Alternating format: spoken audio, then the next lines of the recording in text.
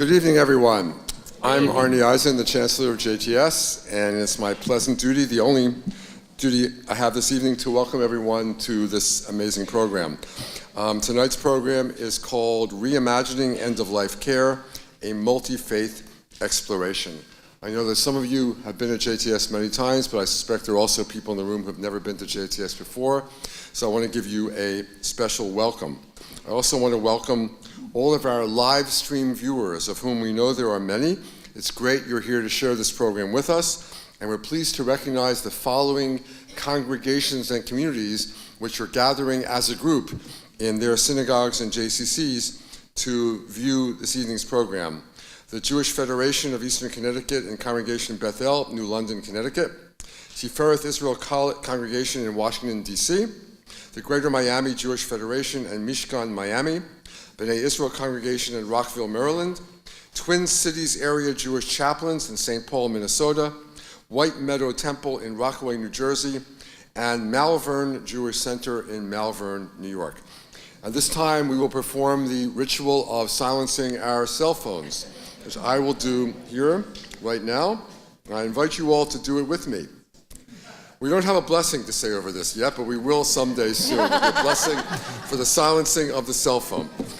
Let me say that the Jack and Louis Rudin Lecture at JTS provides the opportunity for eminent academics, religious leaders, intellectuals, and public figures to discuss topics of interest with the JTS community and the public at large. We've had these lectures for many, many years now, and we're really grateful to the Rudin family and to the foundation for sponsoring these lectures. We want to express our thanks to the Rudin family and to Alice Eaton, Program Director of the Foundation, for her involvement with this series.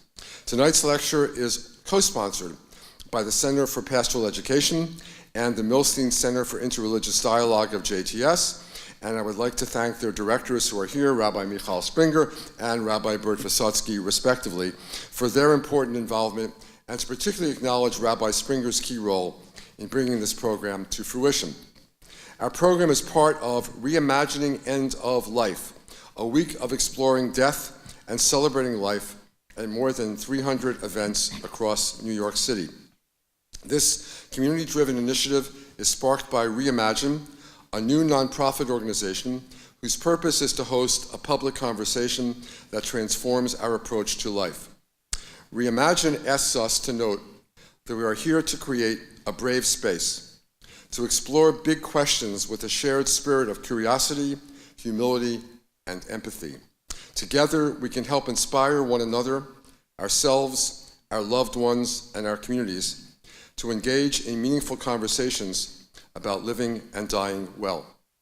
So on the Thursday after the Shabbat, one has to say what a privilege it is to be able to engage in a conversation about living and dying well, rather than be struck down by death at the Tree of Life congregation. You know, Pirkei Avot, the Ethics of the Fathers, a great collection of ethical maxims that's part of the Mishnah, the Talmud, going back about 2,000 years, has a maxim which impressed me from the first time I read it as a teenager, which I often think about.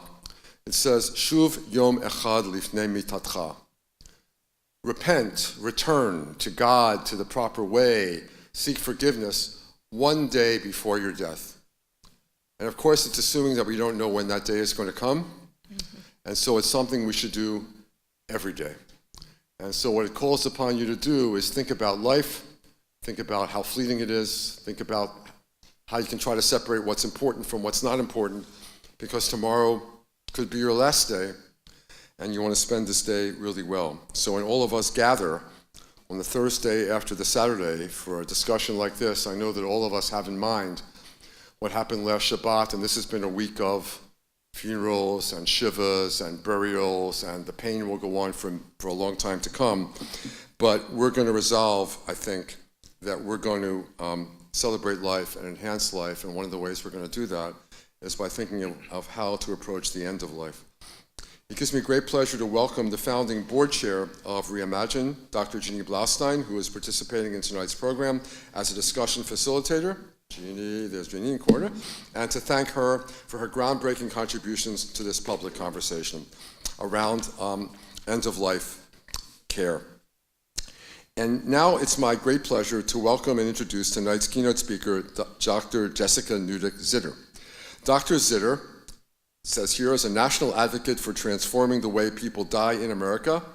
I said it says here because what it says is that she is Harvard and UCF trained to practice the unusual combination of critical and palliative care medicine. She works as an attending physician at a public hospital in Oakland, California. What it does not say is that she did her undergraduate work at Stanford University, where I had the great privilege of being her teacher. Dr. Zitter is also the author of the newly released Extreme Measures, Finding a Better Path to the End of Life. And if the program were not full of really fine speakers, beginning with Jessica in a moment, I would tell you a lot about this book and urge you all to pick it up. What I just wanted to point out is that on page 42, as I was getting into the book, there's a marginal note which says the following. This is all you have to know about this book and me, is to hear this marginal note. This is me and my dad on hospice. That's all. She's describing a conversation that daughters are having with religious leaders about whether to put their parents in hospice, and I know that that conversation was one of the most difficult in my entire life, and Jessica's book helps you deal with these kinds of conversations and these kinds of issues. And when I got to that page, I knew that I had to make that marginal comment. I was hooked for the rest of the book, and nothing in the next 300 pages disappointed me. She's a regular contributor to the New York Times. Her articles have appeared in The Atlantic, Time Magazine, Journal of the American Medical Association, The Washington Post, and many other publications. And there's a movie called In Extremis? Extremis, which was nominated for an Oscar, and I think you all should see it. It features several families in the ICU trying to figure out what they'll do in terms of end-of-life care. And you should, of course, have a box of tissues with you while you read this, but it's a wonderful, wonderful feature. And what Jessica did as a supreme educator was not only write this book, but know that she could reach a lot more people with the film than she could even reach with the book. And so she's reached them via the film. Her media appearances include CBS Sunday Morning, NPR's Fresh Air with Terry Gross, The Doctors, The Leonard Lopate Show, and a Dr. O special, The Death Show. After Dr. Zitter's keynote address, we'll turn the program over to the Reverend Pamela Cooper-White, who will moderate the rest of the evening. Reverend Pamela Cooper-White is the Christiana Brooks Johnson Professor of Psychology and Religion at Union Theological Seminary in New York across the street, and an ordained Episcopal priest. She has taught graduate courses on death, dying, and bereavement for over 2 decades. Given her expertise, we are privileged to have her as our moderator. And now I am extremely pleased, as only a teacher or parent can be, to introduce my student, who has done good, Dr. Jessica Zitter.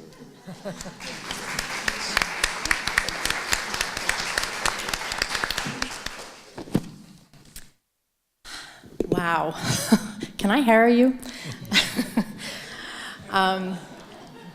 It is a true honor to be included on a panel of faith and spiritual leaders like these that you see next to you.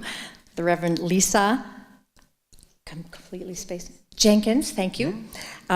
Dr. Pamela Cooper-White, Dr. Khalid Rahman, and of course the Rabbi Michal Springer, who did such an amazing job pulling this together. And again, thank you so much to Reimagine for the amazing work that you are doing on this important topic. So it's really only in the last few years that I have actually begun to really understand what the incredibly crucial importance of faith leaders in the care of patients who are approaching the end of life. Now that I have understood that, with my eyes wide open, I am striving to every single day to learn more about how I can support their work and also participate in it myself. Now, I want to ask a question of the audience. How many people in this room have witnessed or even heard of a physician deeply attending to the spiritual needs of her patient? I'd like to see a show of hands. Okay. Kind of what I expected, not a huge number. So I want to start with a story. I want to tell you a story. This is how I talk about these topics. I was in the ICU a few months ago, and by the way, I hope all of you have this photograph. And I saw this sign, and it stopped me in my tracks. Shall I wait? I don't know where that's coming from. There it is. Okay.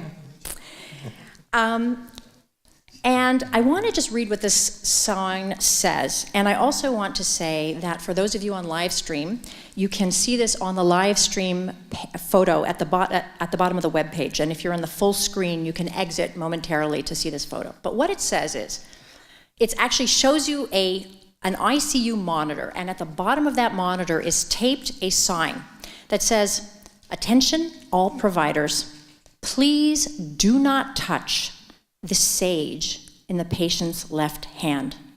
It is a sacred religious object. Please page the ICU team with any questions. Thank you very much." So that is not a common sight in a hospital, or certainly in an ICU. Amidst the monitors, the catheters, the tubes, a nod to a patient's inner life, a sense that they're more than a collection of organs, that there's a human being in there with a personal history, a culture, a set of beliefs. This particular patient for whom this sign was written was a Sioux Indian. She was actually an elder in the community, and she was dying in our ICU. She was on a whole host of machines that were keeping her heart pumping, but they weren't helping. And the family had known that she was dying for months. They had been expecting this day. And the plan of this family was to have a death at home, with family around, with a shaman from their community, and with what is called a smudging ceremony. How many people have heard of a smudging ceremony? Wow, more than I would have thought, because I had not heard of a smudging ceremony when I saw this sign. This ceremony is a ceremony that is done in many cultures, particularly Native American, that essentially involves prayers and the burning of sage. And the sage smoke is intended to cleanse the room of negative energy and to help to guide the soul on to the next world. But as so often happens at the end of life, things can go awry. And they did. She deteriorated very quickly with a lot of symptoms and shortness of breath, and there was no home-based symptom management plan in place. So as you can imagine, 911 was called, and in the blink of an eye, she was in the emergency room.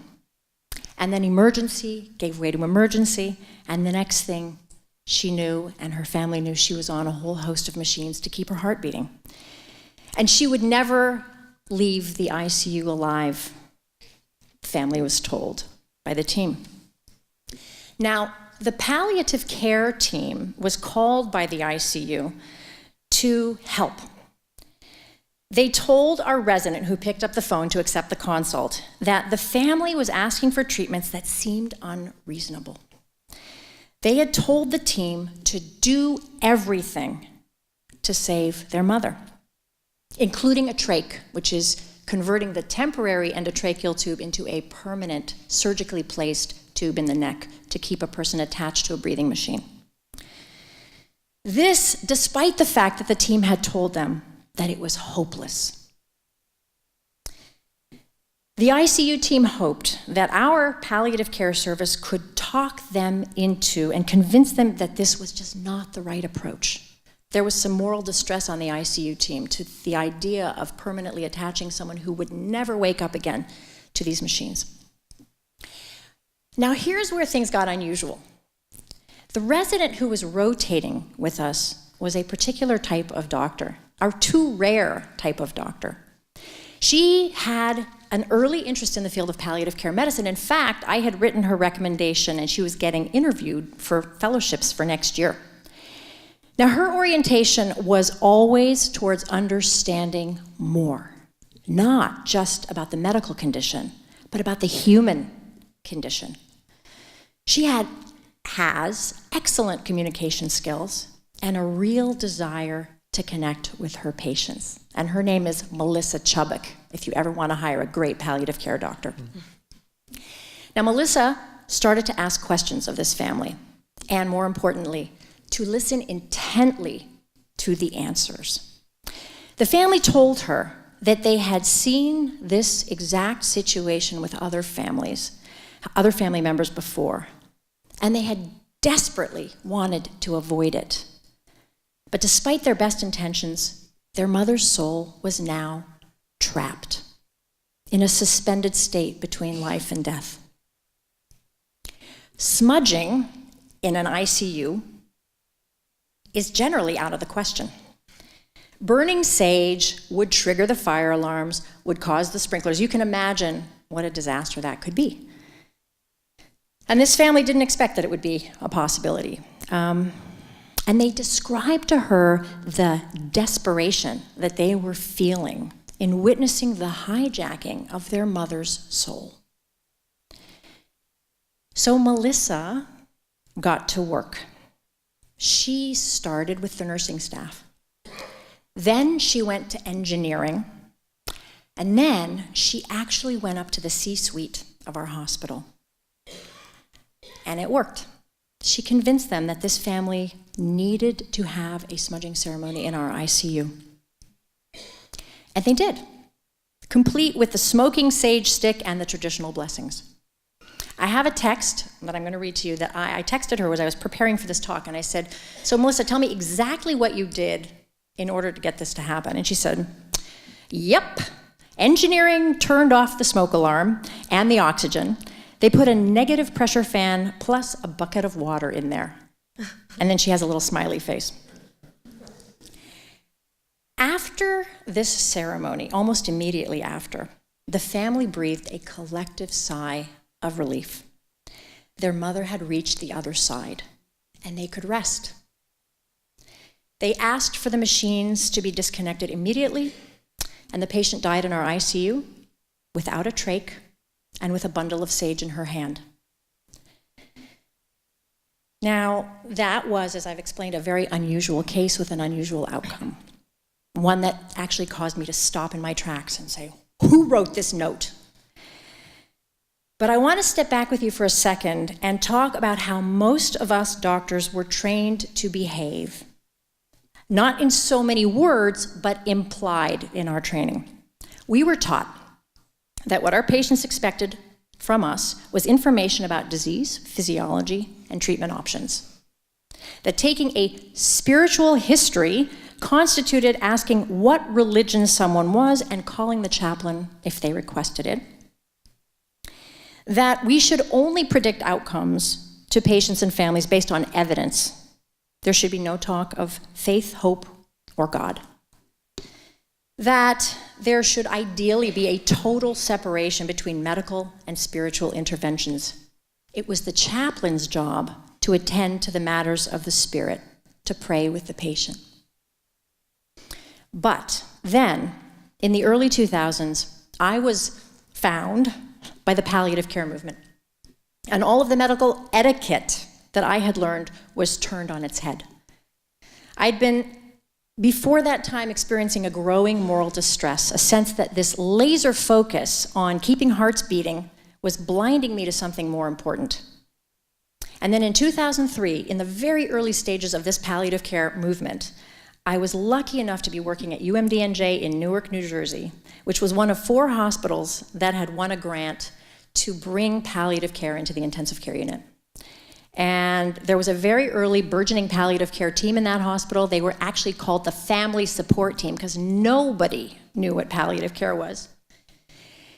And they had something that they showed me that was clearly missing in my practice. And I soon was convinced that there had to be another way. And I joined their forces and then began to train in palliative care myself.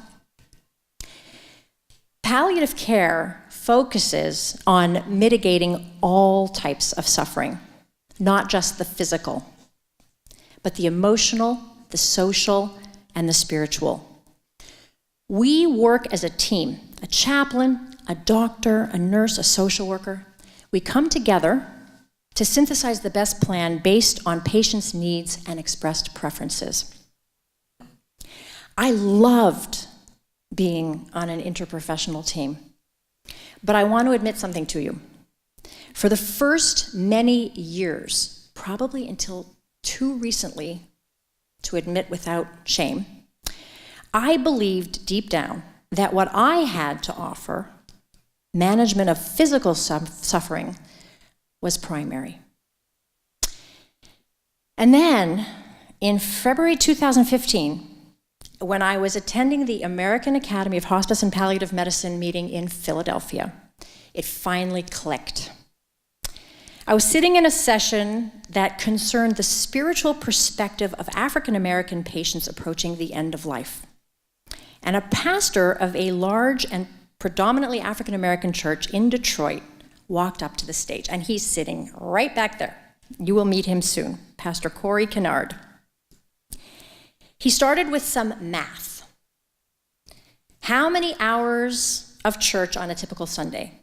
How many weeks are there in a year? How many years are there in an average life before you would imagine somebody might be struck with a life-limiting illness? Now, I'm not great at math on the spot, but I will tell you the number that stuck in my head. 16,000 hours. That's 16,000 hours that an average church-going person has sat in church. These hours, I learned from Pastor Kennard, were spent talking about faith in God, hope, overcoming challenges, and miracles. So then he said something that just made me stop and think. He said, so this person comes into your hospital, and you think that in 15 minutes, you're going to convince him that you're in control and not God? And it hit me. I, in the position of power, was forcing my worldview onto my patients, downplaying theirs, and at the worst of all possible times. I was doing it with words. For example, if a patient with a very poor prognosis spoke to me of expecting a miracle, I would counter with data, as if my data knew better than God what was going to happen, as if God didn't really have anything to do with it at all. I explained the unlikely saves that were reported to me as outliers. They were unexpected, but not a miracle. I was also doing it by ignoring their humanity. I never asked what they believed. I never asked what made them feel connected to the world. I never asked what brought them comfort. And prayer? That was for chaplains. I would actually hand the baton on to Chaplain Betty when we were starting to pray and say, okay, I'll meet you up at the next patient. But along the way, I have learned some important facts. I've learned that 91% of Americans express an importance of faith and spirituality in their lives. And I've learned that almost 3/4 of people of those people who do have faith and spirituality as a very important part of their lives, 3/4 of them wish that their doctors would talk to them about it. And yet, as we just saw in this room, it almost never happens. We're not talking about God. We're not talking about hope. We're not talking about fear. We're not addressing the human being inside the organs. So our patients, scared, alone in a very foreign place, desiring human connection, are really left to fend for themselves. And we in the healthcare world, even though we're trying to help, we're working within a culture that sees our job as prolonging life and not connecting to people. And so what happens? I'll tell you what happens. Life gets prolonged on machines. I see it every day. You almost saw it with our Sue patient. When that family said, please do something for our mother, what did we hear? We heard, cure our mother. Prolong her life at all costs. That's what we heard. But I guess that's what they want, right? They asked for it. That's the way we justify it, even though we are filled with moral distress at watching this futile effort.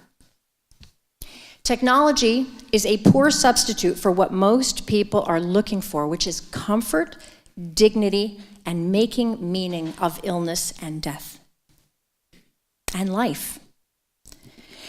So now I have been continuing to open up to a very different approach, thanks to the palliative care movement, thanks to Chaplain Betty Clark, Pastor Corey Kennard, to this amazing panel, and to all of you who are here to hear us talk about this phenomenon and this important piece of culture.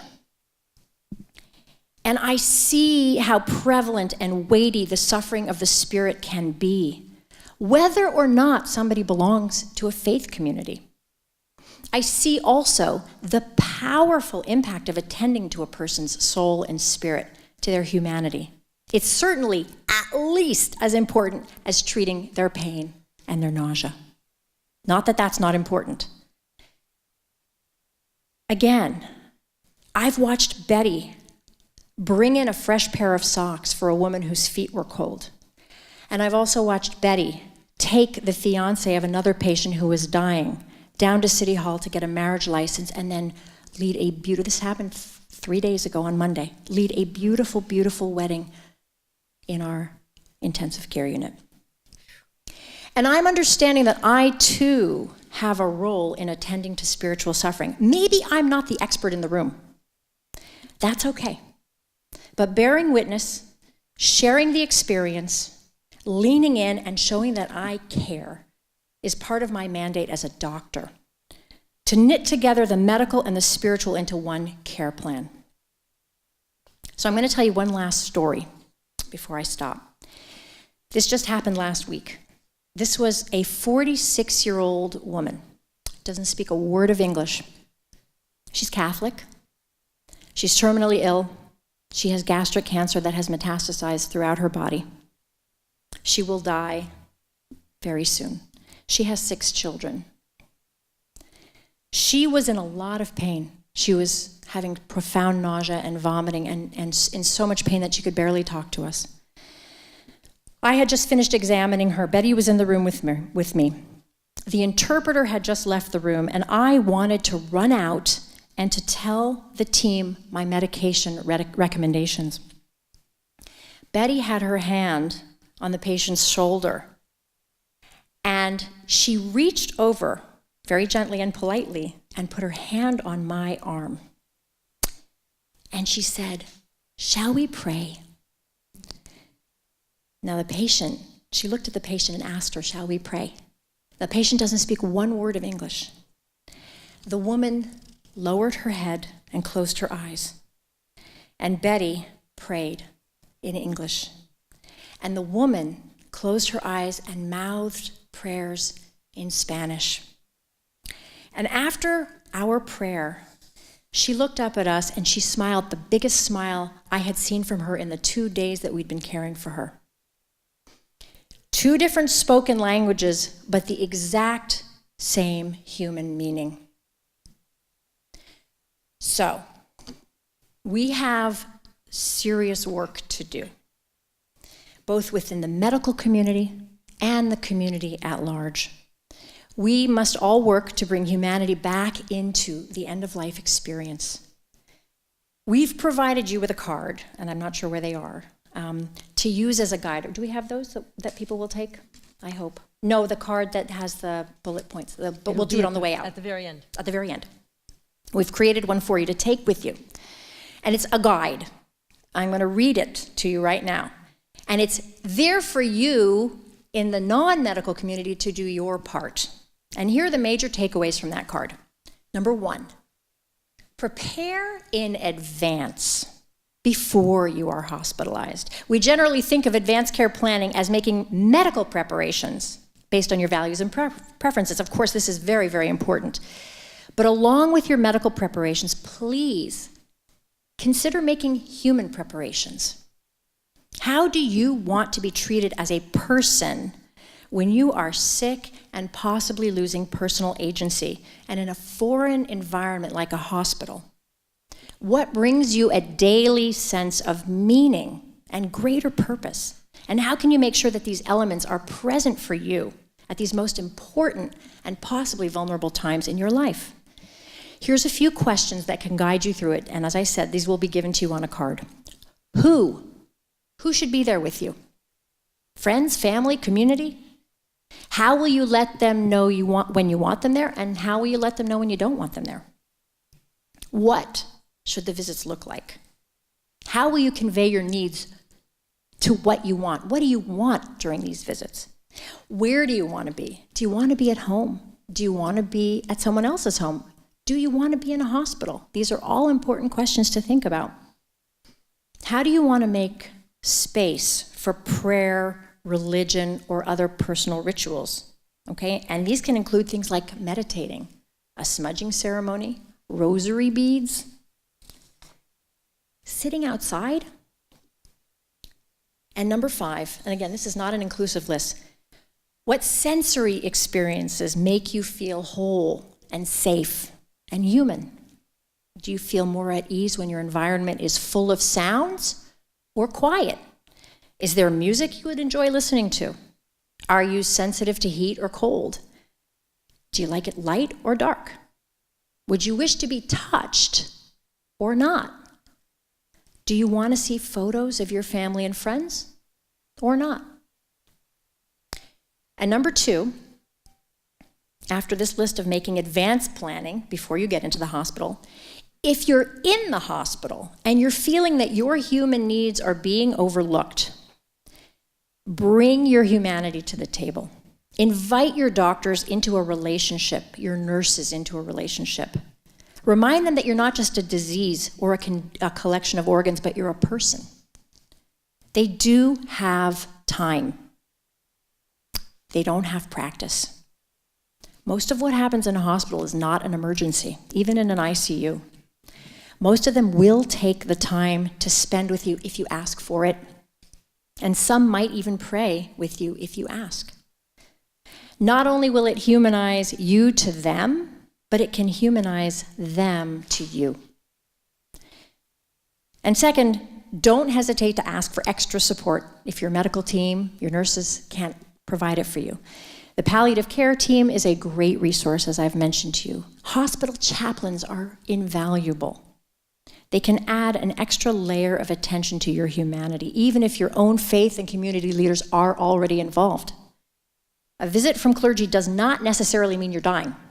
Really, it really doesn't mean that. Right. It means that your inner spirit, and by the way, you said that to me, and I think that's a really important point. Michal said that to me. It means that your inner spirit is being attended to, and it can help you heal.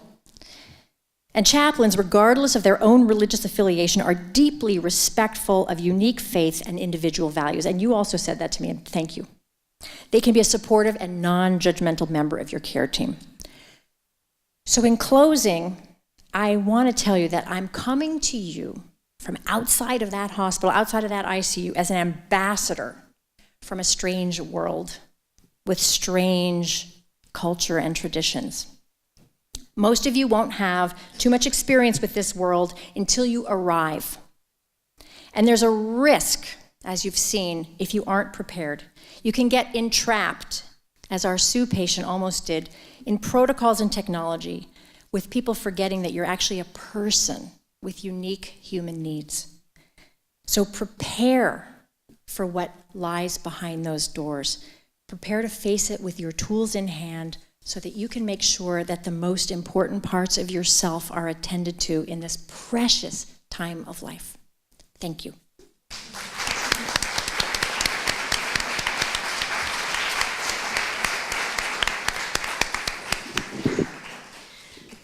Thank you so much, Dr. Zitter, for your beautiful, insightful, and I would also say prophetic remarks. You are a prophet among us, and we need to hear your words. Thank you so much.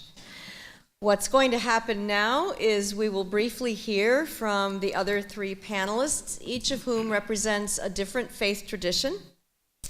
And you will have an opportunity for some discussion with all 4 panelists. And then we will conclude this first part of our program.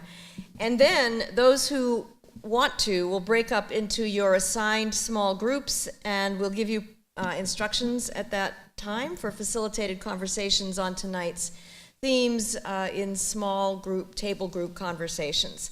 And on your name tag is the number of your table, and we'll talk about that when the time comes.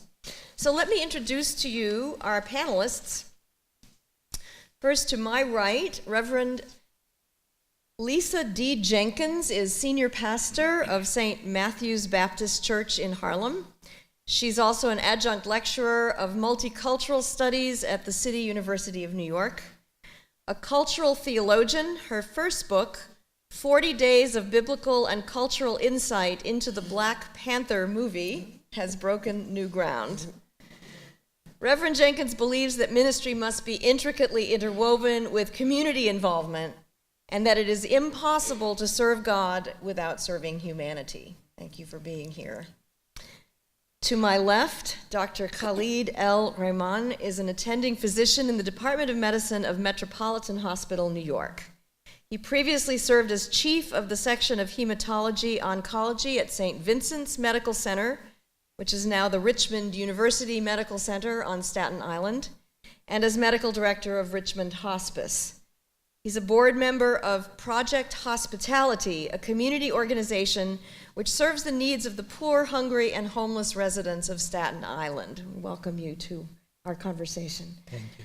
And finally, my good friend Rabbi Michal Springer is founder and director of the Center for Pastoral Education here at JTS, which uniquely equips graduates to meet the spiritual needs of all the people they serve.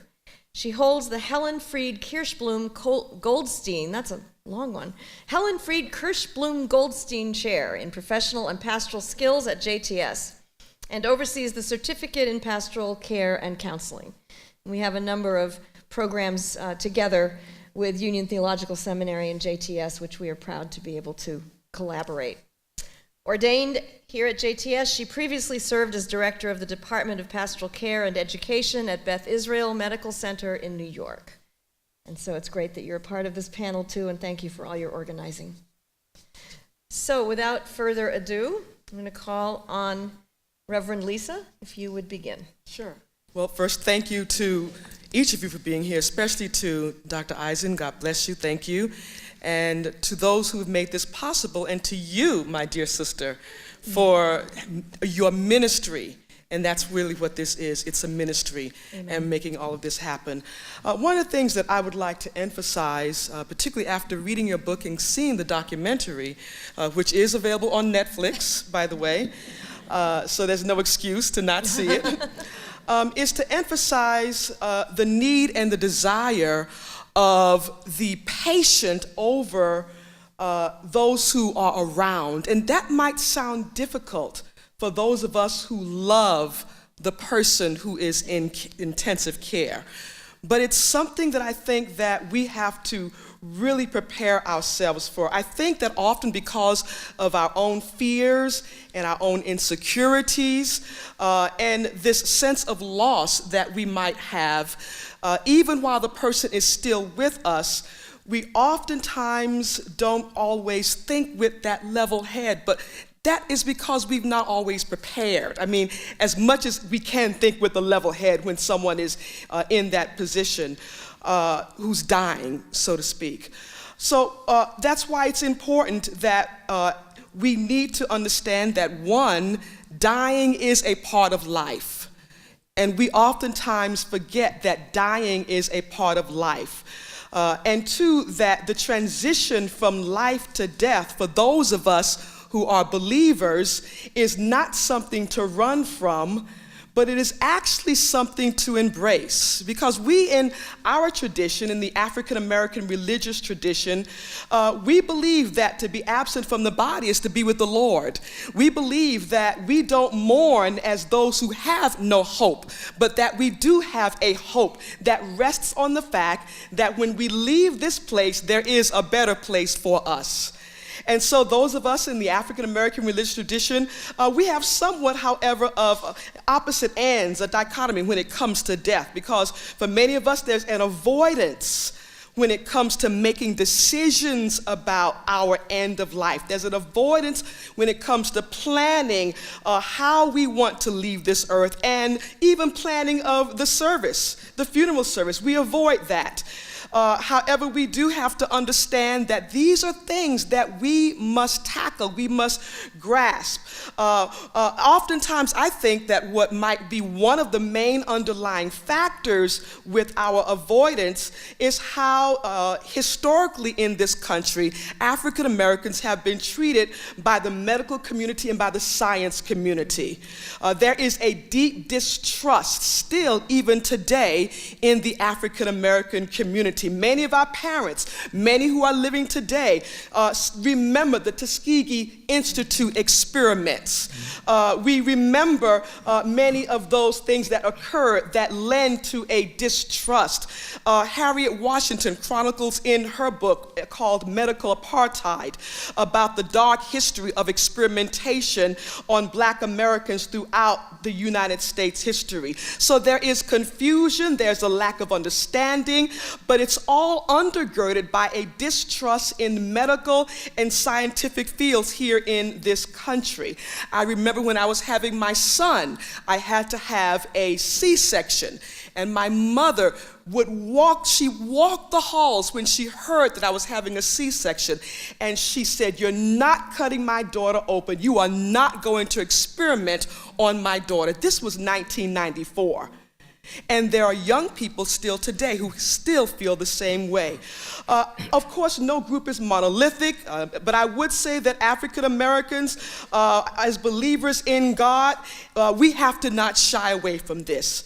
Just like Aretha Franklin and John McCain, who died days apart, had two different understandings. Aretha Franklin, who had cancer, she shied away from preparing. She didn't prepare even though she had cancer. John McCain went out on his own terms. He prepared everything from how he was going to die until also how he was going to have his funeral. And so one of the things that I want to leave with us is that we have to die, we have to leave, we have to embrace the humanity of death on our own terms. There's this saying, this spiritual, "Soon I will be done with the troubles of this world. I'm going home to see my Lord."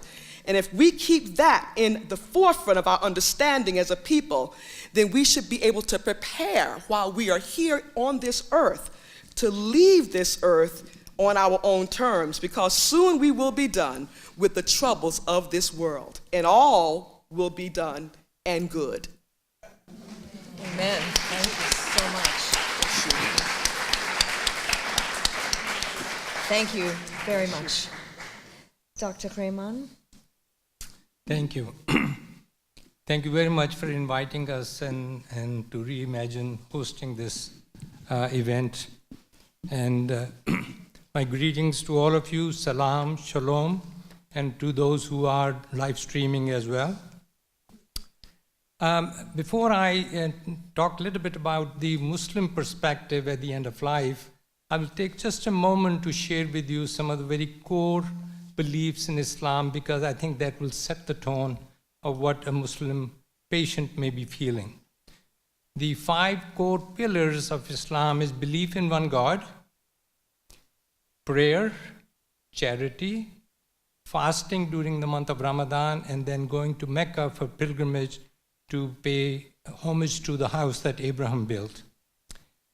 Besides these 5 cores, we also have to believe in all the prophets that preceded Prophet Muhammad, peace be upon him. That starts even before Abraham, from Adam all the way down. So Prophet Jesus, Prophet Moses, Jacob, David, Solomon, they're all prophets of Islam. We as Muslims must believe in the holy books that were given. So Psalms, Torah, and Gospels are mentioned in the Quran as the books in which we must believe. We must believe in the day of judgment and in the life hereafter, which is heaven and hell. So those are some of the core values, and they have an impact on how we feel and how we manage ourselves as we are dying. Life is sacred. So Quran tells us that God has created us a vessel and sent the Spirit in us. So we are the keeper of that Spirit. So we must protect ourselves. Suicide, taking the life, or euthanasia, killing somebody, or mercy killing is not permitted in Islam. However, advanced directives and planning is quite okay, because you are trying to protect your health, protect the family, and work around those issues. Definition of death in Islam is brain death, which is the scientific definition today in the United States. When the brain dies and a physician and a neurologist certifies that the brain has died, that is considered death, and that is important. I belong to the Islamic Medical Association of North America, a group of physicians who are Muslim by faith, and over the last 20, 30 years, we've been struggling with and have come up with the new ethics and issues which were not discussed by our scholars in the 12th and the 13th century, which is the definition of death, in vitro fertilization, organ transplantation, autopsies, and so forth. So this resource is available. If you Google Islamic Medical Association of North America and go and Google search their pages for the Muslim ethics, that will be available to those who are in the healthcare, those who are in the clergy, so that they can, or the chaplains, who can then help the patients who are sick or maybe dying. Futile medical care, according to the Muslim scholars, is not necessary. So if a time comes when the physicians tell you, to the best of their understanding, that further treatment, curative treatment, will not be useful, it is acceptable in Islam, and the patients can be cajoled to accept that. Although I have to tell you that what I'm saying is both mixture of religious and cultural values. Muslims live all over the world. So a Chinese Muslim may have a very different perspective on dying than somebody from Pakistan, where I'm from, or from an Arab world, and so forth. So some of those will be very cultural differences that we will need to know. So cultural competence, as we talk about in medical profession, we teach our residents and fellows to be culturally competent, to understand the values of these individual patients. When somebody is dying, you may notice that they may have verses from the Quran being recited in their room, and that is okay. Those who want to pray, and Muslims are asked to pray 5 times a day, and if they cannot have a ritual ablution, they can use a clean surface to touch it and sort of pretend that they are doing their ablution, because a lot of that depends on the intention. And they can pray lying down, they can pray sitting up, they can pray as long as their mind is working, even if they have tubes and their hands are tied up. So they can carry on their prayers if they so wish. There are gender issues when somebody is dying. Men and women have to be managed differently after they die, and that can be helped by the chaplains. And I think we can continue some of these discussions at our tables as to some of the very specifics which are relevant to an individual of Muslim faith who's dying. Thank you. Thank you so much. And thank you also for directing us to that website, because I think and these things are constantly in conversation and continue to change, so they're important for all of us. Yes. Thank you.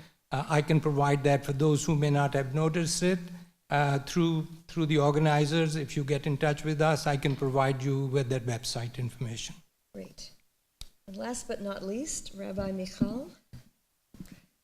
Good evening. It's an incredible pleasure to have all of you here. We've spent months preparing for tonight, and it wouldn't be right not to mention Tom Kasdan, who devoted himself to making this evening possible. Tom, are you in the room? He's probably preparing for the next part of the program. Okay. And welcome to those of you who are live streaming. As Dr. Reiman said, there's a lot in dying today that was not known over the centuries when Jewish law was being developed and our sacred texts were being written. And so when we talk about Jewish approaches to end of life, we look for guiding principles from our tradition and halachic Jewish legal precedent that we need to continue building on to meet today's complexities. So for our purposes, I want to look at some key themes. And the first is that we call God, we know God to be Rofeh Cholim, the healer of the sick. Refuat HaNefesh u'Refuat HaGuf, the healing of the soul and the healing of the body are both God's domain. Now, God heals in many ways and has incredible power. And part of God's power is in partnering with human beings. So in our daily liturgy, we say of God, Ata chonen la'adam da'at. You graciously endow mortals with intelligence. This partnership is key because part of how God heals is through the innovation of human beings. And all of the technologies that we have today that human beings have developed are an extension of God, in God imbuing us with wisdom. So when we are faced with these challenges about decisions at the end of life, we have God and we have God.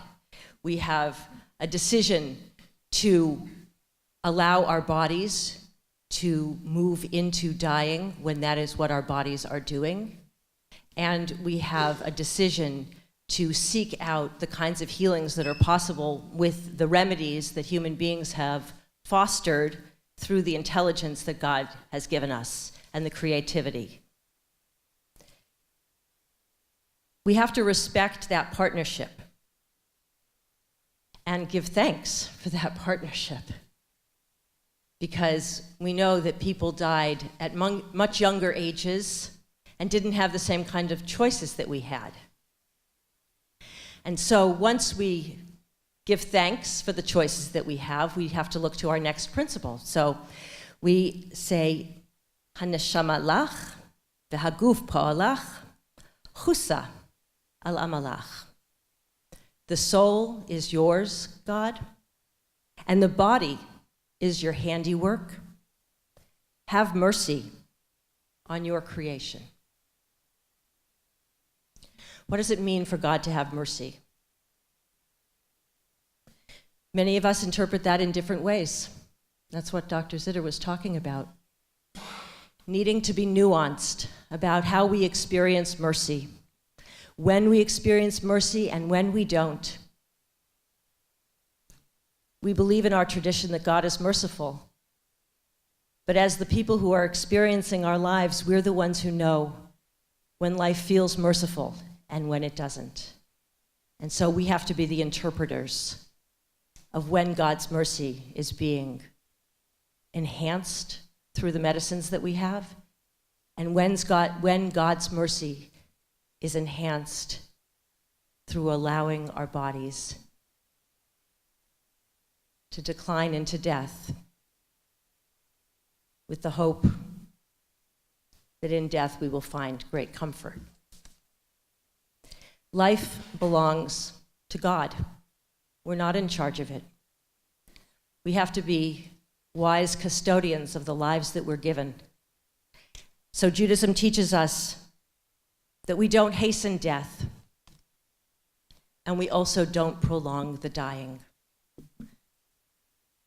In between those two is a lot of liminal space, and we need one another to travel through that liminal space wisely, entrusting ourselves to the kind-heartedness, to the mercy that's present in the world, with thanks for the wisdom with which God has imbued us. Thank you very much.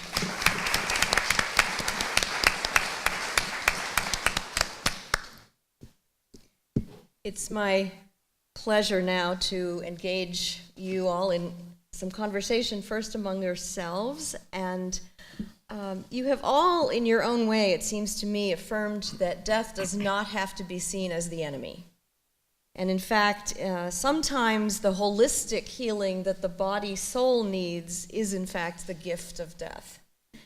And so the first thing I actually want to ask any or each of you to respond to is something that Chancellor Arnie Eisen began with tonight, which is this spiritual discipline of thinking about the day before your death, which of course could be any day. What would you want to do, you yourself? And what resources does your spiritual tradition give you to support your doing that? And then an addendum to that question, especially given our current culture that we live in right now, what forces of societal oppression or discrimination would make it hard for you to do that? So I open that to each of you.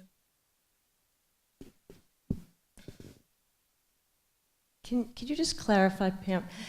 What would we want to do on our last day, or what would we want to do in our dying? I'm thinking about that day before your death. Okay. That was such an eloquent way to start our evening, and I thought it worked as a frame for us. But you yourself. So I'm happy to start, if that does that work. So I live with that teaching. It's a very important teaching for me, and I often ask myself, if today were my last day, would that be okay? That's my practice fairly often. And of course, when people are killed, as precious people were this week in Pittsburgh, I realized that maybe my answers are too easy, because the reality of being gunned down just takes any wisdom out of our mouths. But if my answer is that it would not be okay for me to die that day, then I have to ask myself, what do I need to be doing differently? Others? In the Islamic tradition, very much like the Judaism, it's very much a lived tradition. So every moment of the day, we're supposed to be conscious of God. Before you start doing anything, you say, Bismillahir Rahmanir Rahim. I begin this with invoking the name of God, who is merciful and beneficent. Before we go to bed, we must say our last prayer, or even when you're lying down in bed, because you don't know if you're going to wake up tomorrow. In the Quran, there's a verse in the second chapter which says, verily unto God do we belong, and verily unto him we shall return. As Reverend said, that going back journey is just part of being here. And very much like Reverend mentioned in Islam, if you go to the sermons during the Fridays or listen to the scholar, they'll tell you the same thing, that this life is just a little token. This is very tiny, this is very small, and the real life is the life hereafter. So that's where you need to be preparing for. So we are told to do good and behave, and every moment of the day think of God and be conscious of God, God's mercy and God's command, so that if that time comes, we are prepared and ready for that. And I think with that, if I can get that into the patient, or if the patient has a belief in that, I think that will ease their journey, ease their difficulty. The last day before I'm to die. One of the things that's important in our experience as not just African American religious experience, but I think Christians overall, is this idea of reconciliation. And the whole idea of reconciliation, that God sent his son that we might be reconciled to him, that is an example of how we are to be reconciled with one another. And so on my last day, it would be extremely important that I am busy reconciling any sort of divisions that might have occurred, any sort of chasms that are existing with those around me. No matter what sort of feelings there might have been, it's important that I lay aside myself, my pride, whatever it is that I have with me, to make sure that I am connecting and making that reconciliation possible so that there can be forgiveness. That's extremely important. And so I would make sure that that's what I'm doing before I went to the amusement park and ball game. Jessica, you want to say anything to it? Well, I would first start by saying that, I don't know, that maybe it wouldn't be okay with me to die tomorrow. I would be very sad. I think I have so many things that I couldn't possibly have accomplished yet, including seeing my children get married, seeing grandchildren. There are things that, no matter how you slice it, if I were to die tomorrow, it's heartbreaking. And I see this every single day in the hospital. Young people dying before their time. And it's unfair. It's really unfair. And I think that's an important thing for us to remember, that lots and lots of people don't get to go to that time where they will have felt that they have accomplished all the things that they set out to accomplish. My mother just said to me the other day, she says, you know, she's 77. She said, I'm okay. If I die, she's healthy, but she said, if I died tomorrow, I've done what I need to do. And I realized, like, I haven't. Okay. But I will say that I know that I could die tomorrow. And because of that, there are things that I think need to be prepared. The things I mentioned on our list are very important. And I have conversations with my family all the time, not only about my medical preferences and whether or not I'd want to be kept alive on machines if I was not going to wake up, which is no. But also these human concerns. And I'm starting to think about them more and more. And thanks to this panel, I've been thinking about it a lot more. So it's never too late. But I think reconciliation is very important to me. And expressing completely unconditional love of people that I care about, and anybody, honestly. Those are things, I think, the two things that I would like to have as a practice in my daily life, because if I died tomorrow, I would like those things to have been tucked away. And I noticed we didn't get to the second part of my question. Oh, yeah. I forgot about that. That was an important part, too. Well, I thought Pittsburgh was getting there a little. The Union Theological Seminary perspective on social justice, but what forces of social oppression or discrimination would make it hard for you to be able to do those things that you want to do on your last day? Some may be obvious, but some may be less so. Any thoughts? Well, from medical and I guess from spiritual perspective, I think planning is very difficult. Talking with family and children about dying and about your preferences is very difficult. And that is a barrier, and that prevents many of us starting that conversation. Children will say, oh, no, don't talk about that. You're not dying, you look good, you're healthy, nothing's going to happen. But that, I think, that is part of culture, but part of humanity, because we don't want to lose our loved ones. I think, to me, that is a huge barrier. We just cannot get those kind of conversations going, so there has to be some way in which we are pretty much forced, to talk about that, so that once it gets going, I think it becomes easier.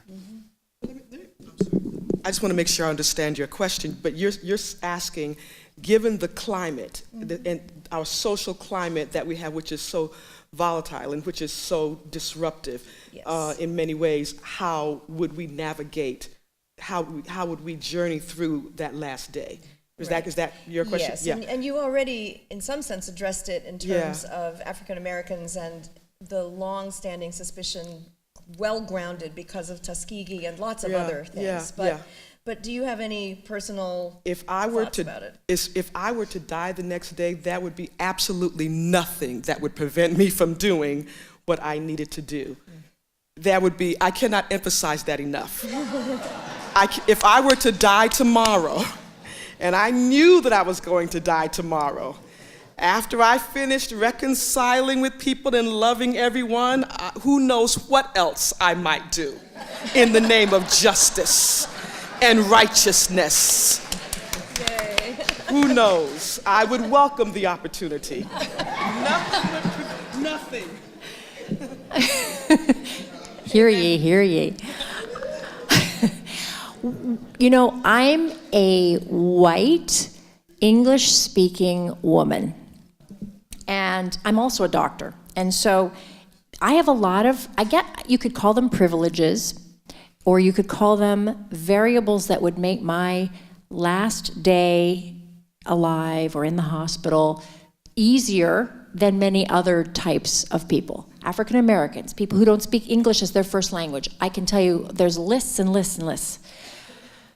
But one thing that we all share is really, I think, the thing that I think can get in all of our ways is if your healthcare team doesn't look at you as a person. Mm-hmm. And that's why I think it's so important for us to make sure we make people remember that we're people.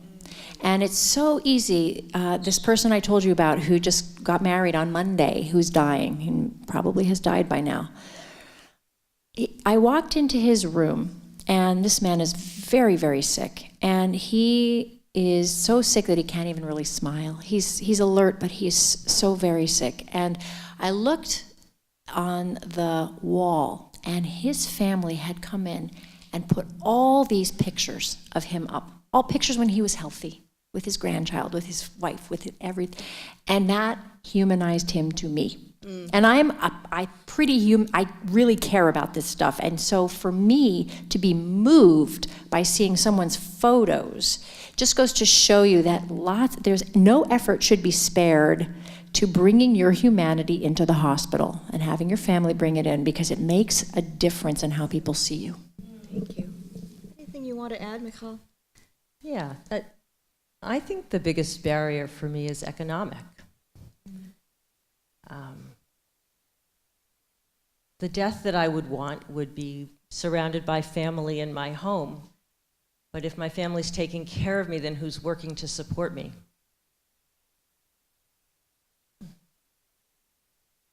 By the way, 30% of American families that have a sick loved one go bankrupt. That's a number that we don't talk about very much. Repeat that percent. I think it's 30%. It's extremely high. Yeah.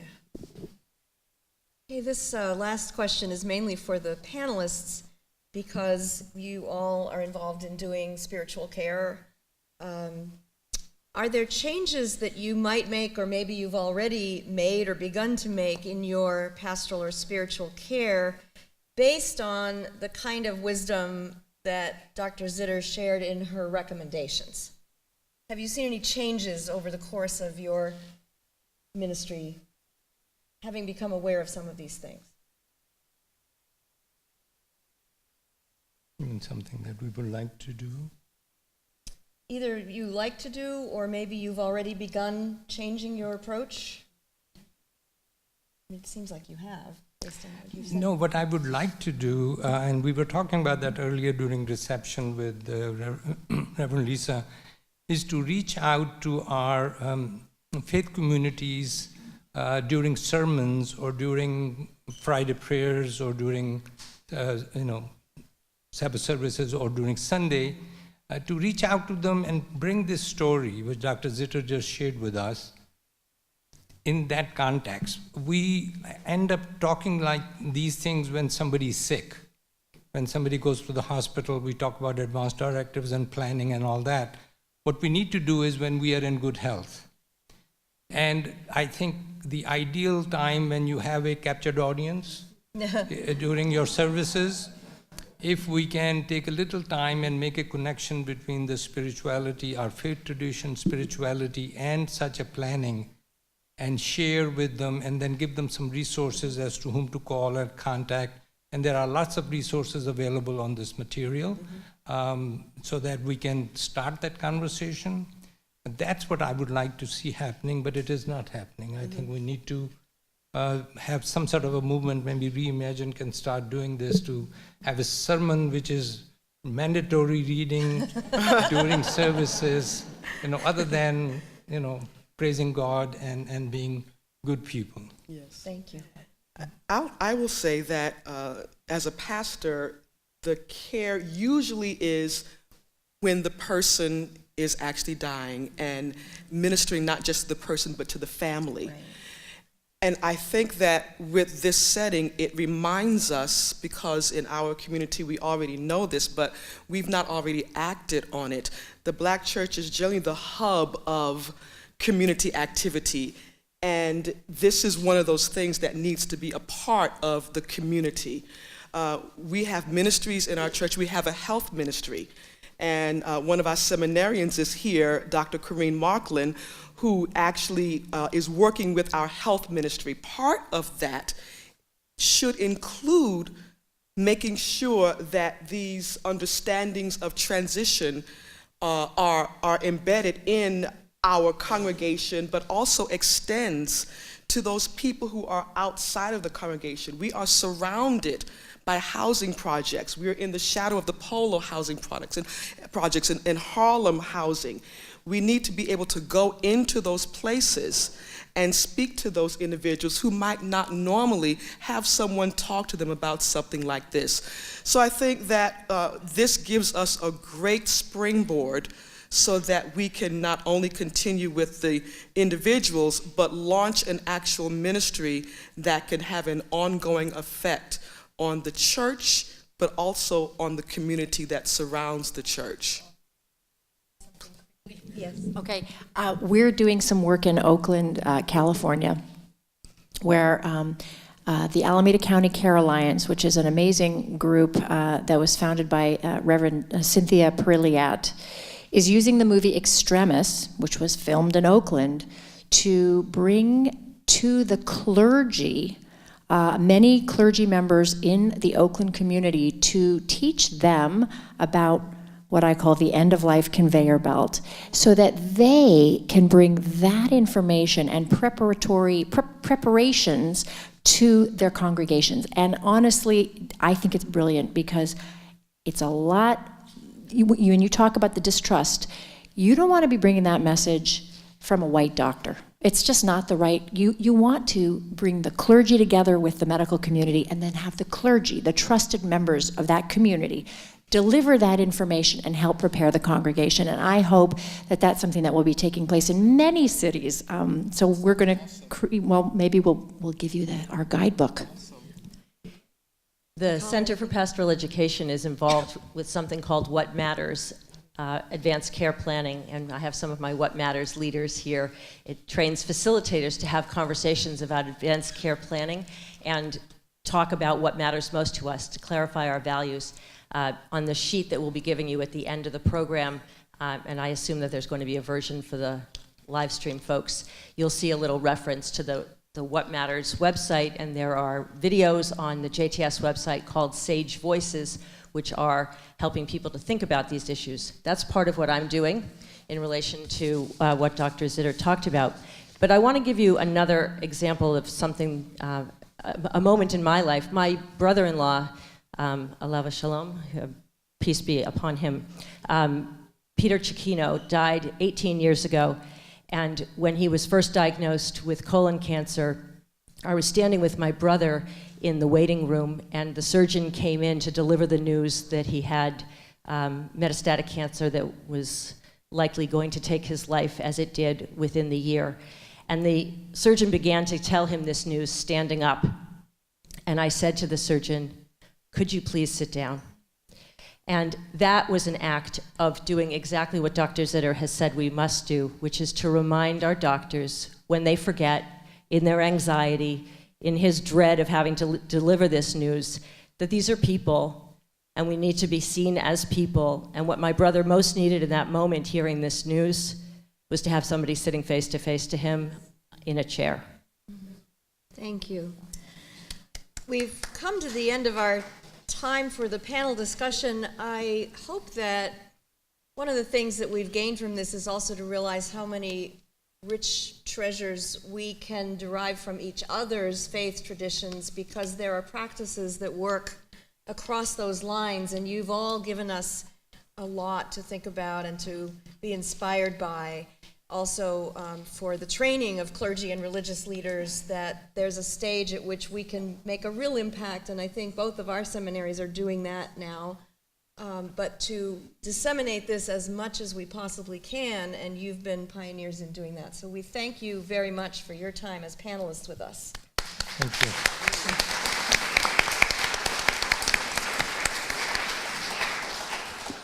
In addition to our panelists, we also have a group of facilitators, and this will give you all your opportunity to talk with one another about some of the things that you've heard and your responses. I want to acknowledge and thank those who are going to be table conversation facilitators. If you would please just stand when I say your name. Dr. Jeannie Blaustein, who's also with Reimagine. Reverend Johnny C. Bush. Rabbi Molly Cantor. The Reverend Joseph Collazo. Chaplain Linda Golding, where are you? Reverend Juanita, or Q, Haley. Rabbi Joe Hirschman. Pastor Corey Kennard. Ms. Lizzie Lyman Cryam. The Reverend Melissa Orekoya. Dr. Su Yan Pak. Rabbi Stephanie Ruskay. Reverend Florine Thompson. And Rabbi Rachel Van Tyne. This concludes the live stream portion of our program. We thank all of you who joined us via live stream for being with us tonight.